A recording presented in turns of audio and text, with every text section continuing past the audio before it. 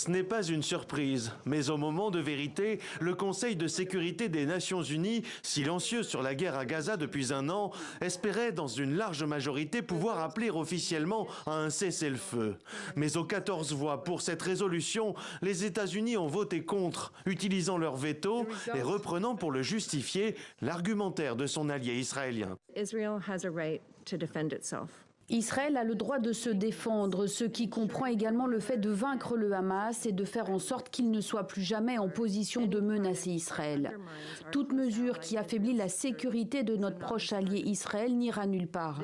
Cette résolution affaiblirait les efforts diplomatiques pour parvenir à un cessez-le-feu qui reflète la réalité sur le terrain et encouragerait le Hamas.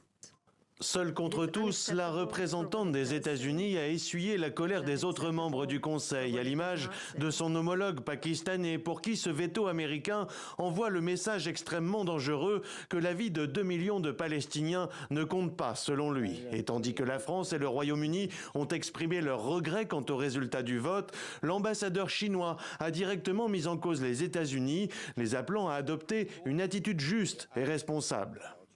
En raison de leur protection envers Israël, plusieurs résolutions adoptées par le Conseil n'ont pas été effectivement mises en œuvre.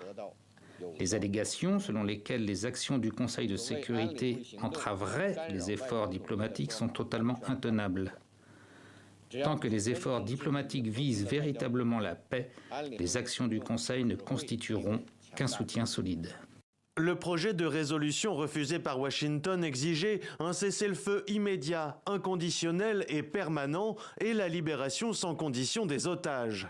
Il réclamait aussi la levée immédiate et inconditionnelle de toutes les restrictions à l'entrée de l'aide humanitaire à Gaza et sa distribution sûre et sans entrave à grande échelle, y compris par l'ONU. Après plus de 2 mois et demi de blocage, Israël a autorisé l'entrée dans l'enclave d'une quantité limitée de camions des Nations Unies qui parlent d'une goutte d'eau face aux immenses besoins du territoire ravagé par 20 mois de guerre.